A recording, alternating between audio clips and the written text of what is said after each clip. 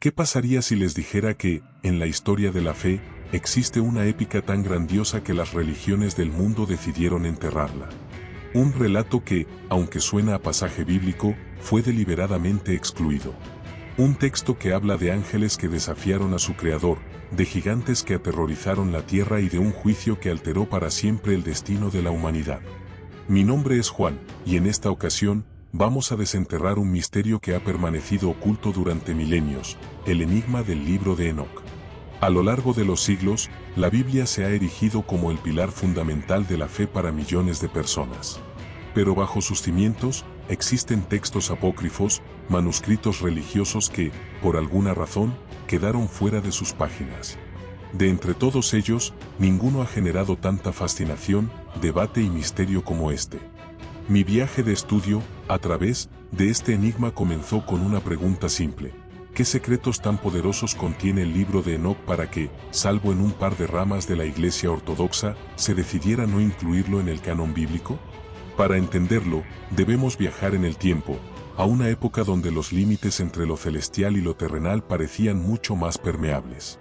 A diferencia de las escrituras que conocemos, el libro de Enoc no se enfoca en las lecciones de moralidad de la vida cotidiana, sino que se atreve a ir más allá, a explorar lo que, aparentemente, ocurrió en los cielos. Habla de ángeles, gigantes, apocalipsis, y de una conexión con el Mesías que precede a la creación misma. Todo esto suena, sin duda, bíblico, pero no lo es. Al menos, no en el sentido que lo conocemos. Es un texto antiguo, cuyo origen se remonta probablemente a los siglos II y antes de Cristo. La historia nos dice que no fue escrito por el patriarca Enoc, sino que el autor o autores simplemente se atribuyeron su nombre para darle peso y autoridad al escrito. ¿Y qué mejor manera de hacerlo que apoyándose en un pasaje del Génesis que a todos nos ha intrigado? Y Enoc anduvo con Dios, y desapareció, porque Dios se lo llevó. Aquellos que creen en la autenticidad del libro interpretan estas palabras como una prueba de que Enoc era un ser especial, digno de ser testigo de los hechos celestiales que narra. Pero mi investigación me ha llevado a confrontar los motivos reales detrás de su exclusión, y me he dado cuenta de que la verdad es mucho más compleja de lo que parece. Es una verdad que nos obliga a preguntarnos, ¿puede un libro no estar inspirado por Dios, y aún así, contener verdades esenciales para nuestra comprensión de la fe? El relato que estoy a punto de desvelar va a desafiar todo lo que creíamos saber sobre el Génesis, el pecado original y el destino de la humanidad. Es un relato de traición cósmica y de una justicia que se alzó desde los cielos. La pregunta de por qué el libro de Enoc no fue incluido en la Biblia ha sido un rompecabezas para teólogos y eruditos durante siglos. La respuesta popular que sugiere que San Jerónimo lo eliminó por orden del Papa Dámaso simplemente no se sostiene ante la evidencia histórica. El hecho es que el libro de Enoc nunca formó parte del Antiguo Testamento. Nunca fue aceptado por el canon judío, aunque los primeros cristianos lo valoraron y hasta lo referenciaron en textos como la Epístola de Judas, nunca fue considerado seriamente para su inclusión como escritura sagrada. Para un creyente, la inspiración divina es la base de las Sagradas Escrituras. Se cree que los autores bíblicos escribieron por inspiración de Dios, y si un texto no estaba inspirado, era falible, propenso al error. El primer obstáculo para el libro de Enoc fue su autoría. Como he descubierto, no fue escrito por el patriarca Enoc, sino que se le atribuyó su nombre, una práctica que era común en la antigüedad para dar prestigio a los escritos, pero que para los sacerdotes de la Iglesia y los concilios que definieron el canon era inaceptable. El criterio era estricto, la fecha de redacción debía coincidir con la vida del autor al que se le atribuía. Pero hay más. Hay contradicciones directas con la Biblia que no podían ser ignoradas. Por ejemplo, en el libro de Enoc se dice que llovía antes del diluvio, lo cual choca de frente con el relato del Antiguo Testamento que dice lo contrario. Además, en este texto apócrifo, los demonios, como Azazel, le ruegan a Enoc que interceda por ellos ante Dios, afirmando que no pueden hablar directamente con el Creador. Esto contradice lo que leemos en el libro de Job, donde Satanás dialoga directamente con Dios. Y luego está la cuestión de su enfoque. El libro de Enoc se sumerge en los misterios de lo celestial, hablando de ángeles, demonios y profecías. La Biblia, en cambio, se enfoca en guiar a los creyentes en la vida diaria. Tal vez los sabios de la época pensaron que un texto que hablaba tanto de lo que sucede en el cielo podría desviar la atención de los fieles de lo que realmente importa, sus acciones en la tierra. A diferencia de la Biblia, que nos aconseja sobre cómo vivir, el libro de Enoc nos revela secretos cósmicos, una distinción que, sin duda, marcó su destino. Mi investigación me ha revelado algo sorprendente: el libro de Enoc no fue un accidente, ni un texto simplemente olvidado. Fue un texto que desafió el orden establecido, un desafío a la narrativa que se estaba construyendo. Al quedarse fuera, se aseguró su supervivencia en las sombras, custodiado por la Iglesia Ortodoxa etíope, que lo consideró sagrado y se preocupó de conservarlo, mientras que las versiones en otras lenguas se perdían para siempre. Así, el libro se convirtió en una cápsula del tiempo, un testimonio de una época donde la cosmología y la teología eran mucho más fluidas de lo que la mayoría de la gente imagina. El relato más impactante del libro de Enoc, la pieza central que lo eleva a un estatus legendario, es la saga de los vigilantes. Esta historia, un Prometeo caído a una escala bíblica, comienza con una escena que es a la vez hermosa y aterradora. En las altas esferas celestiales, una cohorte de ángeles, los vigilantes, observaba con una mezcla de fascinación y anhelo la naciente humanidad. No eran guardianes desinteresados, sino seres con deseos prohibidos que pronto se convertirían en la chispa de una rebelión cósmica. Según el texto, cuando la humanidad empezó a multiplicarse, los hijos del cielo, los vigilantes, también conocidos como los Bene Elohim, vieron a las hijas de los hombres y se sintieron atraídos por ellas. Su deseo fue tan fuerte que un grupo de 200 de ellos, liderados por un ángel llamado Semjaza, tomó una decisión fatídica. Semjaza, temiendo las consecuencias de un acto tan prohibido, les propuso un juramento solemne. «Me temo que en verdad no aceptaréis hacer este acto», les dijo, «y yo solo tendré que pagar la pena de un gran pecado». Pero el resto de los vigilantes, cegados por la lujuria, aceptaron el pacto. Juntos, juraron un juramento de sangre y se comprometieron a llevar a cabo su plan, asumiendo el castigo que les viniera. Así, en los días de Jared, el padre de Enoc, estos 200 ángeles descendieron a la cumbre del monte Hermón. Este acto de rebeldía fue más que una simple transgresión, fue una deserción masiva, una traición a su propósito divino. Se unieron a las mujeres humanas y se contaminaron con ellas, engendrando una descendencia que desafió todas las leyes de la naturaleza. Los vigilantes, en su arrogancia, no solo rompieron un pacto con Dios, sino que también violaron la barrera entre lo sagrado y lo profano, entre lo celestial y lo terrenal.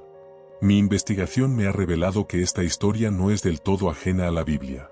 El Génesis, en el capítulo 6, versículos 1 a 4, menciona que los hijos de Dios vieron que las hijas de los hombres eran hermosas, y tomaron para sí mujeres de entre todas las que les gustaban.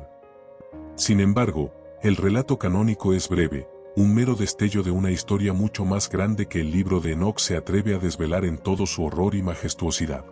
Esta es la semilla de la corrupción, el inicio de un caos que pondría en marcha los eventos apocalípticos que culminarían con el diluvio, un castigo que ya no era por el pecado de los hombres, sino por la imperdonable ofensa de sus maestros celestiales caídos.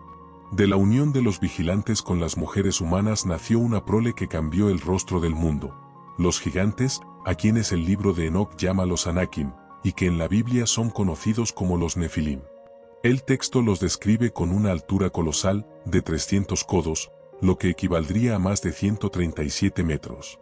Estos titanes no eran simples mortales, eran seres de una fuerza y apetito insaciables. El libro narra que consumieron todas las adquisiciones de los hombres y, cuando la comida escaseó, los gigantes se volvieron contra ellos y devoraron a la humanidad. No se detuvieron allí, su sed de sangre los llevó a pecar contra las aves, y las bestias, y los reptiles, y los peces, devorando la carne y bebiendo la sangre de toda criatura viviente. Pero la corrupción de los vigilantes no se limitó a la simple procreación. Como si su traición no fuera suficiente, se convirtieron en maestros de la iniquidad. El líder de este adoctrinamiento fue el ángel caído Azazel, quien le enseñó a los hombres a fabricar armas de guerra, espadas, cuchillos, escudos y petos. No solo sembró la semilla de la violencia, sino que también les enseñó el arte de la vanidad y la corrupción moral, revelándoles cómo trabajar los metales, hacer adornos y usar cosméticos. Mi investigación me ha hecho reflexionar sobre esta revelación. ¿Acaso los pecados de la humanidad no nacieron de la propia voluntad humana, sino que fueron sembrados por seres de otro plano? Otros vigilantes impartieron conocimientos prohibidos que aceleraron la caída de la humanidad. Semjaza, el líder original, enseñó encantamientos. Baraquiel reveló la astrología y Cocabiel las constelaciones. El conocimiento de las nubes, los signos de la tierra y el curso del sol y la luna fueron revelados, desordenando así el propósito original de la creación. Al recibir estos regalos, la humanidad se sumergió en una espiral de impiedad, cometiendo fornicación y extraviándose en todos sus caminos. Esta es la parte más épica y escalofriante del relato. No se trata solo de la maldad humana, sino de una intervención cósmica que aceleró nuestra perdición.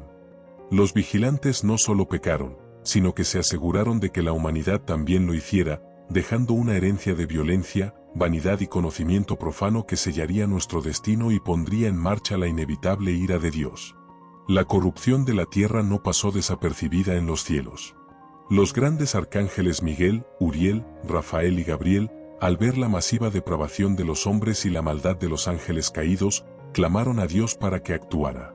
Su indignación resonó en los cielos, y el Señor, el juez supremo, les encomendó una misión de justicia y venganza. Cada arcángel recibió una orden específica, un papel en el castigo que purificaría la creación. Uriel, el heraldo de la advertencia, fue el primero en ser enviado. Recibió la orden de ir a Noé, para revelarle la inminente destrucción. Debía instruirlo para que se escondiera y se preparara, para que su descendencia pudiera ser preservada y se convirtiera en el nuevo pilar de la humanidad. El mensaje era claro: un diluvio apocalíptico estaba a punto de caer sobre la tierra. Rafael, el sanador, fue designado como el verdugo de Azazel, el ángel más corruptor. La orden de Dios fue precisa: ata a Azazel de pies y manos y arrójalo a las tinieblas. Rafael llevó a cabo su misión con rigor, lo arrojó a un desierto llamado Dudael, lo cubrió con rocas y tinieblas, y lo sentenció a permanecer allí, ciego a la luz, hasta el día del gran juicio, cuando sería consumido por el fuego. Además, Rafael recibió la tarea de sanar la tierra corrompida y de atribuirle todo el pecado a Azazel, purificando la creación de su influencia. Gabriel, el guerrero, fue enviado para lidiar con los Nefilim, los gigantes. Su misión era ingeniosa y brutal: procede contra los mordedores y los réprobos, y destrúyelos, envíalos uno contra el otro para que se destruyan unos a otros en la batalla. Gabriel no tendría piedad con la prole de la iniquidad, asegurándose de que su existencia efímera terminara en la autodestrucción. Finalmente, Miguel, el comandante de los ejércitos celestiales, recibió la orden de encadenar a los 200 vigilantes. Después de ver a sus hijos destruirse entre sí, los ángeles caídos serían atados fuertemente durante 60 generaciones en los valles de la tierra. Serían confinados en el abismo de fuego y el tormento, encarcelados para siempre hasta el fin de todas las generaciones. Ahora, la pregunta que me asalta es: ¿por qué este conocimiento nos fue negado? El libro de Enoc, con su visión épica, parece un llamado a la acción que resuena a través de los milenios.